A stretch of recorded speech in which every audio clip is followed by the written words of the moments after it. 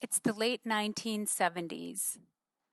I'm in the city of Hyderabad in India, a nation rich in culture, tradition, and ritual.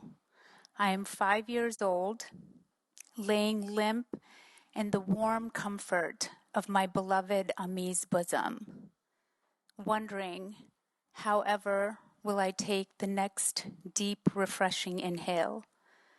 Most literally, the sweet elixir of life.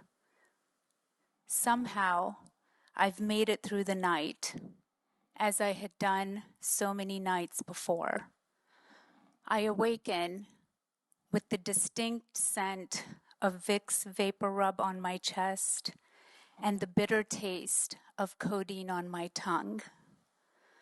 A few hours later, I am whisked off to the waiting room of a Hakeem, a Maulana, or a medicine man, if you will.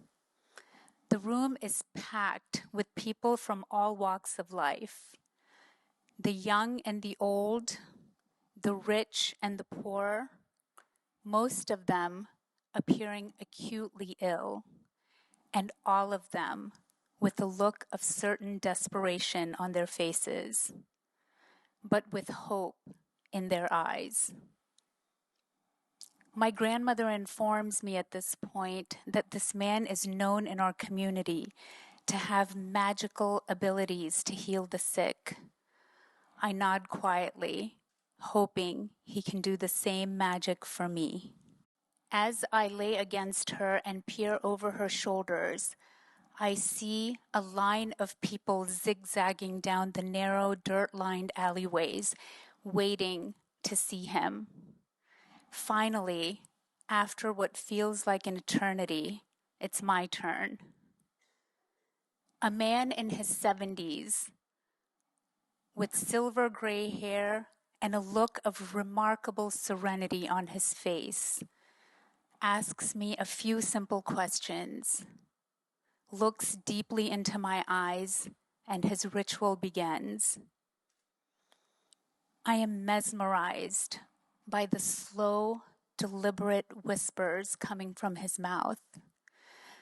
La ilaha illallah. La ilaha illallah.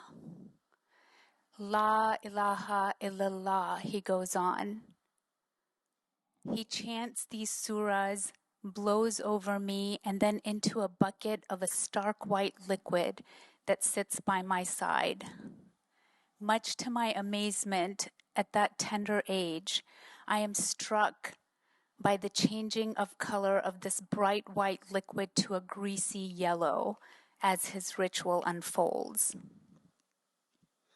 To this day, I struggle to understand what it was that he used to do, what it was that was a part of my life week after week and month after month, until I no longer needed him, until my severe respiratory condition was completely resolved. Now fast forward 3 to 4 decades. I've settled into my medical career as a hospital physician in a medium-sized city in a bustling, busy hospital, and it is none other than the COVID era. As I walk the brightly lit, cold, sterilized and bleached hallways of the hospital, fully gowned up from head to toe, my face covered with 2 masks, and my hair pulled back, a clear plastic shield over me with only eyes peering out. I navigate these lonely corridors and enter into my patients' rooms.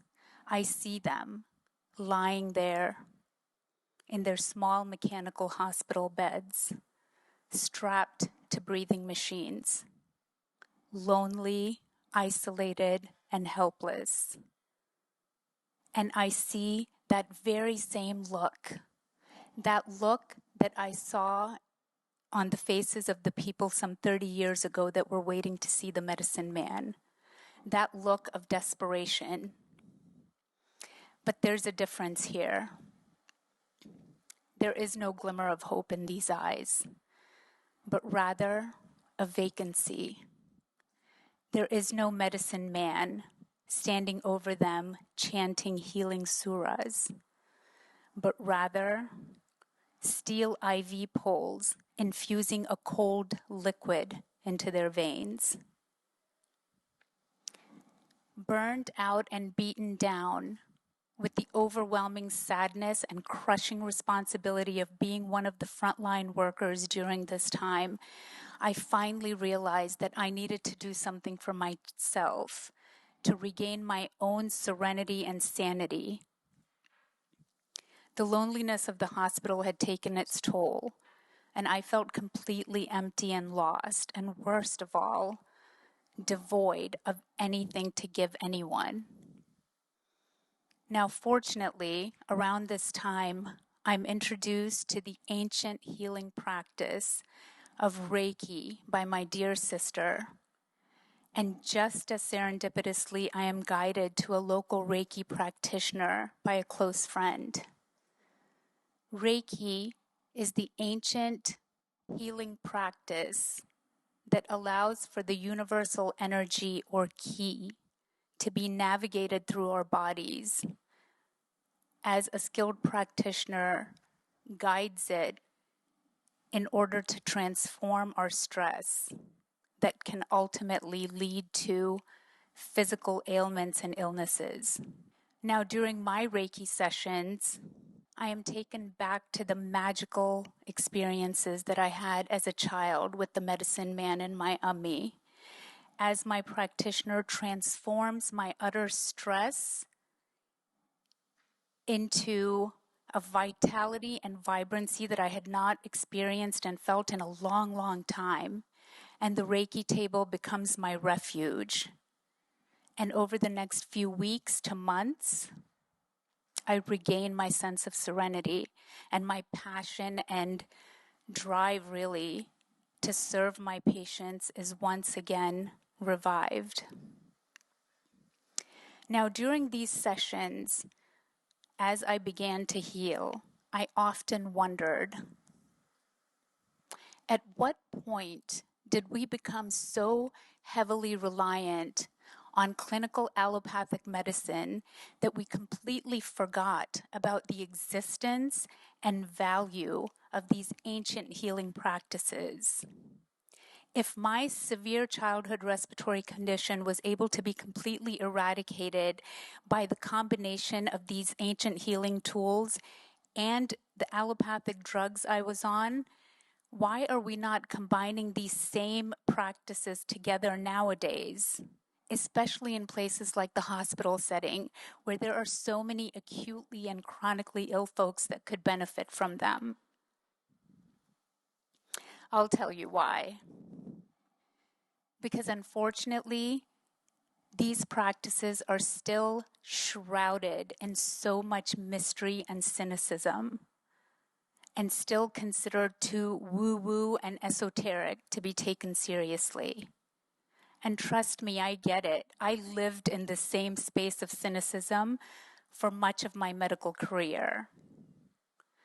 But make no mistake, these modalities command far, far more respect and attention than what the medical community in general and we in the scientific community afford them. I can attest to that firsthand as a medical doctor, having experienced them myself. Look, the role of clinical allopathic medicine is undeniable and unmistakable. It's responsible for health, longevity, and reversal of medical conditions. There's no doubt about that. It offers brilliant and profound insights into the workings of the human body. There's no denying that. So what I'm saying is, Go get your colonoscopies and your mammograms and your well health checkups, and for God's sakes, please take your medications.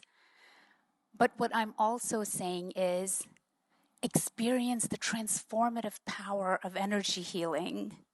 Sit in meditation for 20 minutes a day. Engage in breath work or whatever modality of self-reflection and connection deeply resonates with you, and watch your life transform. These are powerful, powerful techniques. I could throw up charts and graphs and publish studies and data, but in the brevity of time, certainly you can do a quick Google search and find those on your own. They're out there, trust me. So ultimately, because of my own intimate experience with these ancient modalities, I am compelled to invite not only you as individuals, but entire hospital systems, nationally and globally, to be inclusive of this ancient wisdom that's so easily accessible through these healing modalities, and to combine that wisdom with our current innovative medical knowledge to bring forth a new healing. Thank you.